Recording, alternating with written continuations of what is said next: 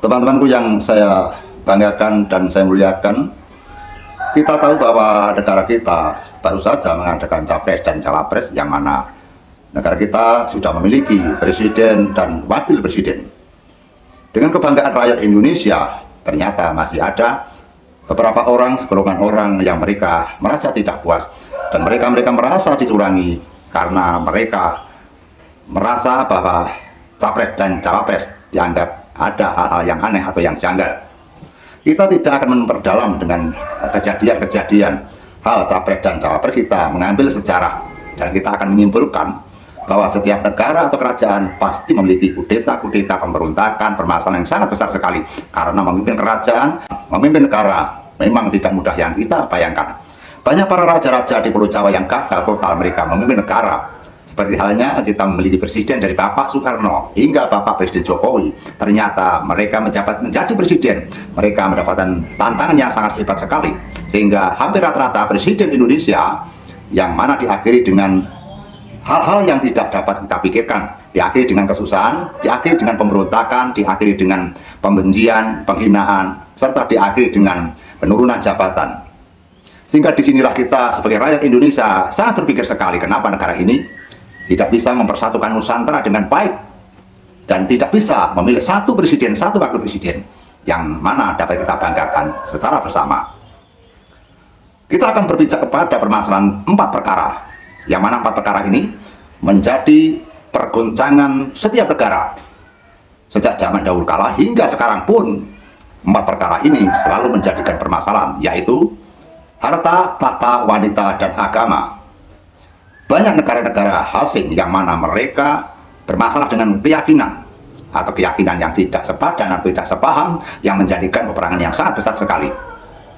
Kemudian tentang harta, bahwa setiap orang berlomba-lomba mencari harta, baik itu berjalan dengan hal-hal yang benar dan berjalan yang tidak benar. Yang ketiga adalah tahta atau kedudukan, bahwa sejak zaman kerajaan hingga sekarang tentang kedudukan selalu dan selalu dicari, baik mencari dengan cara baik dan mencari dengan cara licik, karena jabatan merupakan hal-hal yang membuat manusia itu bisa sempurna, membuat manusia itu bisa hidup yang nyaman dan bahagia. Namun kebahagiaan jabatan belum tentu akan membawa di alam akhir nanti kita akan bahagia. Bahkan di dunia ini pun kita juga bisa pontang-panting karena kita berebutan jabatan. Kemudian wanita, sejak zaman kerajaan hingga sekarang wanita menjadi pemicu pertengkaran dan pertempuran. Banyak para raja-raja hanya karena wanita bisa hancur negaranya. Kita mengambil dengan sejarah Majapahit, Prabu Hayam Wuruk, yang mana mereka mempersunting dengan seorang anak raja dari Pasundan yang bernama Dyah Pitaloka, yang mana Hayam Wuruk akan menikah dan berakhir pembunuhan karena Dyah Pitaloka dibunuh oleh Patih Gajah Mada, karena Patih Gajah Mada menagih janji Patih Gajah Mada mau menjadi patih yang andal, namun dengan syarat bahwa Hayam Wuruk tidak diperbolehkan menikah kecuali sudah mempersatukan dunia. Kerajaan Majapahit menjadi runtuh karena punggawa kerajaan mereka bertengkar dan mereka memburu dengan yaitu sang Gajah Mada, yang mana Gajah Mada seorang punggawa yang sangat sakti sekali. Namun hilangnya Patih Gajah Mada, kerajaan Majapahit menjadi ringkih dan menjadi kocar kacir.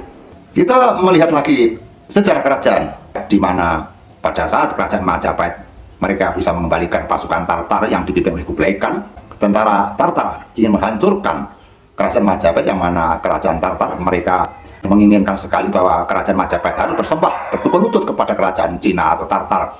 Namun kerajaan Majapahit tidak mau, hingga pasukan mereka dikembalikan ke negaranya asal. Bahkan banyak prajurit dari tentara Tartar atau ribuan yang telah meninggal atau mati gugur di medan laga karena diserbu oleh pasukan Majapahit. Dengan peperangan itulah maka Raja Majapahit, yaitu Kerta Rajasa Jayawardhana, menyimpulkan bahwa jabatan yang ada di Kepatihan harus diisi karena Majapahit masih banyak musuh-musuhnya, sehingga dengan komplangnya kelungguan di Kepatihan atau kalau zaman sekarang dapat dikatakan wakil presiden, maka kelungguan Kepatihan atau patih di Mangkubumi diusulkan bahwa Nambi yang menjadikan patih di Mangkubumi, karena sejak dulu bahwa Arya Wiraraja telah berjuang adanya kerajaan Majapahit, maka Arya Wiraraja menitipkan ponakannya yaitu yang bernama Nambi.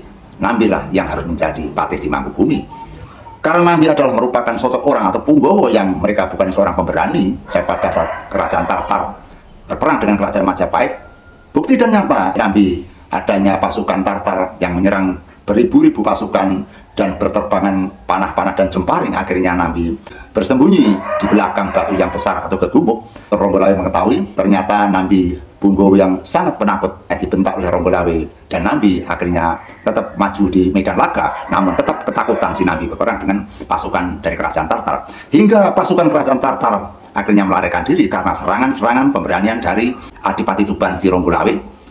Keberhasilan Ronggolawe menumpas tuntas pasukan Cina akhirnya mendapatkan sambutan yang besar sekali dari sang raja Kertarsasa Jayawardhana.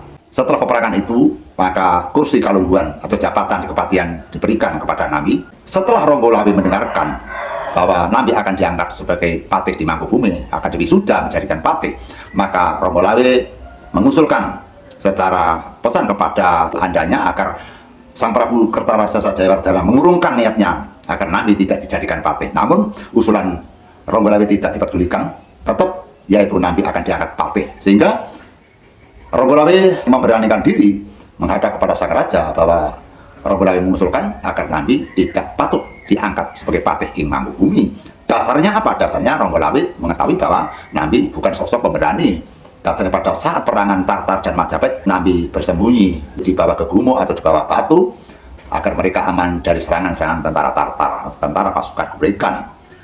Sebenarnya apa yang diaturkan oleh Ronggolawe itu yang benar. Namun yang namanya Sang Kertarsasa Jayawardhana telah menerima mandat dari Sang Arya Wiraraja, yang mana raja dari Kediri yaitu Jolokatepang memberikan bumi merdeka di Tanah Tarik. Akhirnya Tanah Tarik dijadikan kerajaan Majapahit, itu dari krenah atau dari saran dari Sang Arya Wiraraja. Maka dengan perjuangan Sang Arya Wiraraja, maka Nabi diserahkan kepada Sang Prabu Kertarsasa Jayawardhana untuk dijadikan Bunggowo, karena merasa bahwa Arya Wiraraja pernah berjuang untuk negara Majapahit, sehingga tidak bisa mengelak Sang Prabu Kertarsasa Jayawardhana atas perjuangannya Sang Arya Wiraraja, sehingga Nabi tetap dijadikan patih. Dengan itulah kejadian yang sangat tragis sekali, sehingga usulan dari Ronggolawe yang tidak dituruti oleh Sang Prabu, akhirnya disimpulkan bahwa Ronggolawe memberontak kerajaan Majapahit hingga bertumpah darah, yang mana Keboan Abang tidak terima atas pelecehan Ronggolawe kepada Majapahit.